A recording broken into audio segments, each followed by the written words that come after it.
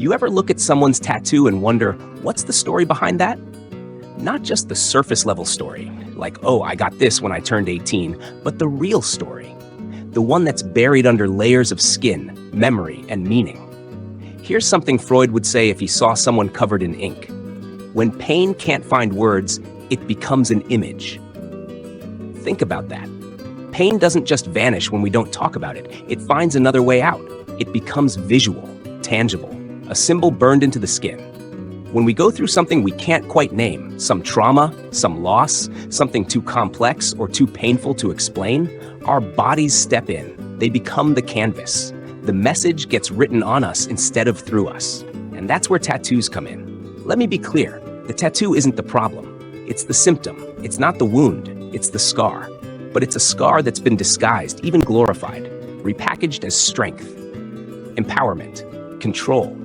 But under that bold design or elegant line of script, there's something else going on. There's a reason people say tattoos are addictive, but it's not just the rush of the needle or the thrill of transformation. It's something deeper, something primal, a need to externalize what we can't internalize anymore, a way to make our suffering visible, even if no one else knows what it means. Because let's be honest, not everything can be said. Some experiences sit so deep, they choke out language. They can't be journaled away or talked through in therapy, at least not at first. So they come out as symbols, images, aesthetic choices. And what we're seeing often is a defense mechanism. Let's say a woman walks into a tattoo studio. She's not just getting a butterfly on her shoulder or a quote down her spine. She's encoding something personal, something unspoken. Her body is becoming the stage where she tells the story that words have failed to hold. And here's where you, especially as a man, need to pay attention. Because there's a code. Every tattoo is a line in a language. And it's a language of trauma, survival, identity, and longing. It's not always literal. It's symbolic. What Freud would call a substitutive signifier, a stand-in for something lost or never named or never fully formed in the psyche. And when you see that ink, you're not just looking at body art.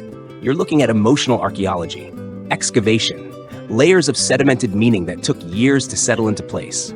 You have to ask, what needed to be said so badly that it had to be etched into the skin? Now, I'm not saying every tattoo is a cry for help. That would be too simplistic. Sometimes a rose is just a rose. But even then, why that rose? Why that placement? Why now? The unconscious speaks in riddles, in metaphors, and the body becomes its messenger. There's this paradox, too. The tattoo seduces, it catches the eye, it draws you in, but it also shields. It dares you to look, but warns you not to touch. It wants to be seen, but not reduced, admired, but not objectified. It's seductive, but it's also defensive. She shows it to you, maybe even flaunts it, but if you only see the ink, you miss the woman. You miss the story. You miss the pain. Because for many women, that marked body is a battleground. A territory where desire and danger coexist, where being seen is thrilling but also terrifying. You see the snake on her thigh, the angel on her ribs, the dagger behind her ear. You see the art, but can you read the code? Each image is a symbol trying to speak the unspeakable. Let's talk about that word again, symbol. In psychoanalysis, a symbol isn't just a pretty picture. It's a container, a vessel, something that carries more than it appears to. It's a memory compressed into shape, a feeling translated into geometry, a name that couldn't be spoken, now written in script across the collarbone. This is what Freud called the return of the repressed. You push something down, it comes back up, not always as a memory, but as a behavior, a pattern, an image. Tattoos are like that. They're the return of something that couldn't be processed at the time. Something too overwhelming to feel, so instead it became visual, external, manageable, artistic, even. And here's the trick. The more beautiful the tattoo, the more likely it's hiding something ugly. Not always, but often enough to make you pause. Because beauty in this context is a coping strategy, a way to turn chaos into control, to take a fragmented experience and give it shape, line, and color, to reclaim the body after it's been violated, shamed, silenced. So next time you're with someone and you catch a glimpse of a tattoo, don't just ask, what does it mean? Ask, what needed to be transformed in order to survive? Because for many, the ink isn't decoration. It's translation. It's their attempt to speak what's been unspeakable. And you, If you care, need to listen with more than just your ears.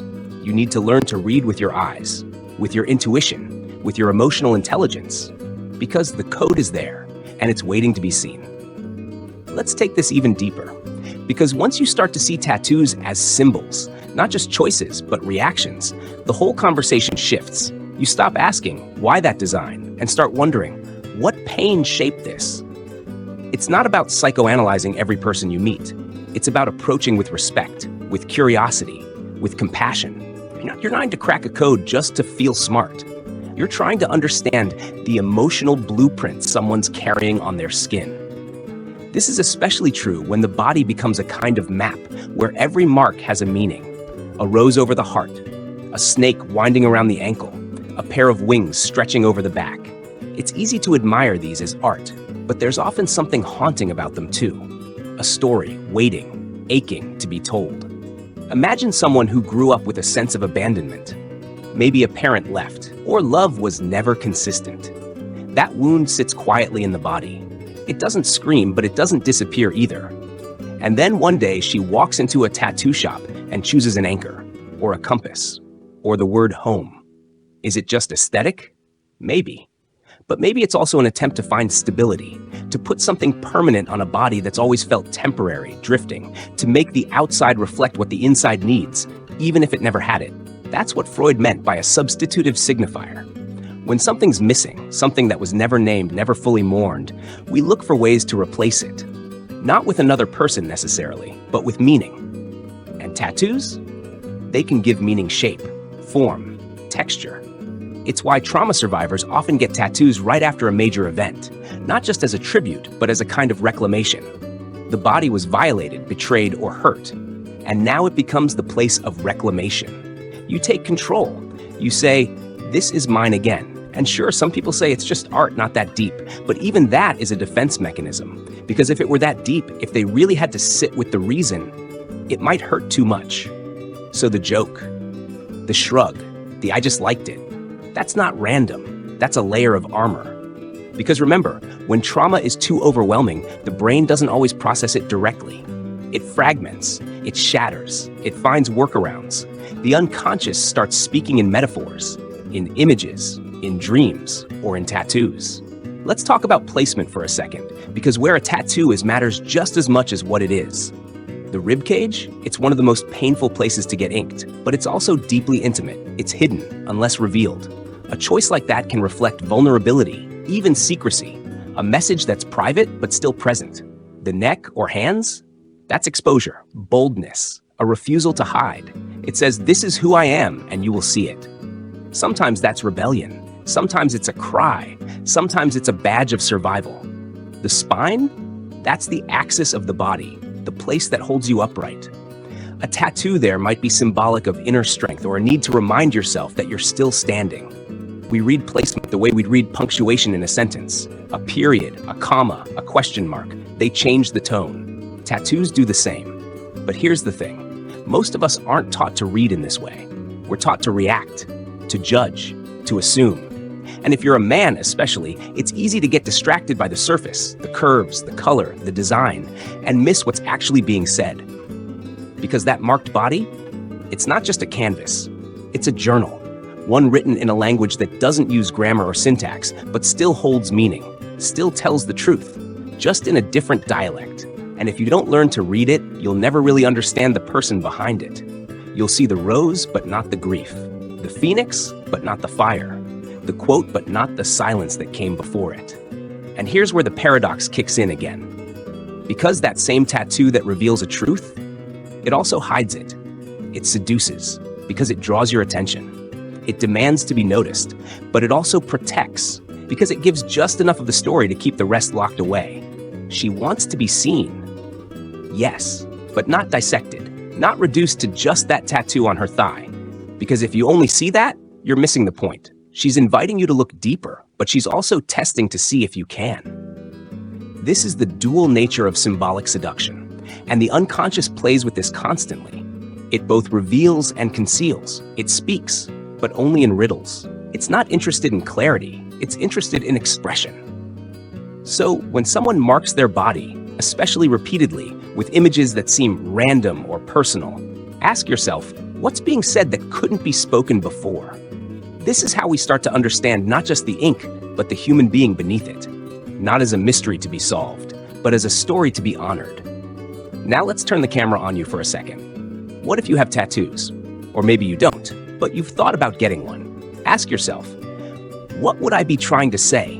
What story would I be putting on my skin? Because here's the uncomfortable truth. Most of us carry some kind of pain we haven't fully processed. A breakup, a betrayal, a childhood that left bruises, even if no one could see them. And in a world where emotions are often silenced, especially in men, tattoos offer a kind of emotional loophole. You might not be able to say, I'm grieving, or I feel invisible, but you can get a symbol that shows it. That's the power of aesthetics. When words fail, visuals speak. This is why the psychoanalytic lens is so powerful here. Freud talked about the unconscious not as some mystical force, but as a system, a structure, a reservoir of unmet needs, unprocessed trauma, and repressed desires, all bubbling beneath the surface of our conscious thoughts. And it leaks out, not always in dramatic ways, sometimes in dreams, sometimes in body language, sometimes in art, and sometimes in tattoos. The tattoo becomes a kind of bridge, a connection between what we feel and what we show, between the internal world we often don't have the vocabulary for, and the external image we choose to present. But here's where it gets tricky, because once the tattoo is there, visible, admired, commented on, it starts doing something else too. It enters the world of desire. Let's say a woman has a quote inked along her collarbone. It's vulnerable, intimate, poetic. When she wears a loose shirt and it peeks out, people notice. Men notice. It becomes a site of attention, sometimes respect, sometimes objectification. And this creates a paradox. She wants to be seen. That's part of the reason she chose that placement. But she also doesn't want to be reduced to that image, because it's not just art, it's part of her story. And that story might be painful, sacred, complex, but now it's also sexualized. This is where symbolic seduction lives, in that tension between visibility and vulnerability. She shows it, and yes, there's power in that. There's excitement. There's the thrill of being looked at, but there's also the fear of being misunderstood, of being flattened into a stereotype, of being desired for the symbol, but never truly heard for the meaning behind it. It's not just a tattoo, it's a test. Can you see the ink and still look deeper? Can you appreciate the beauty, but also honor the pain? This is where relationships, real, emotionally intelligent relationships, start. When you learn to listen to more than what's being said, when you can decode the signs without violating the privacy. Because remember, symbols don't always want to be explained. Sometimes they just want to be witnessed. Let's go even further with this. Imagine someone gets a tattoo after losing someone they love, a date, a name, a quote. Maybe they don't talk about that loss, maybe they can't. But now it's on them. They carry it every day. It's grief turned visible. Or someone who never felt safe in their body growing up. Maybe they were judged, bullied, shamed. And now they cover that body in art, not to hide, but to reclaim, to say, this is mine now. You don't get to define me. That's not just empowerment, that's survival strategy. That's the body saying, I will not be erased. And when someone says it's just a tattoo, they're missing the layers, the history, the work it took to get there. Because healing doesn't always look like therapy sessions and journal entries. Sometimes healing looks like ink, like pain transformed into pattern, like trauma turned into texture. That's the deeper truth behind all of this. The tattoo is the after, the marking of a turning point, a decision, a reclaiming. But it still carries the echo of the before. And if you listen closely, not with judgment, but with empathy, you can hear what the skin is trying to say. You can start to understand the unspoken language of the marked body. Aesthetic, but also symbolic. Beautiful, yes, but also broken. Seductive, absolutely, but also sacred. This is what makes the tattooed body so compelling. Not because it's decorated, but because it's communicating. Even in silence. Especially in silence. So the next time you see someone with ink, pause before you ask, what does it mean? Instead, ask yourself, am I willing to hold space for what this person might be carrying? Am I willing to look past the art, past the aesthetic, and into the story, the one they might not be able to tell, but desperately need to show?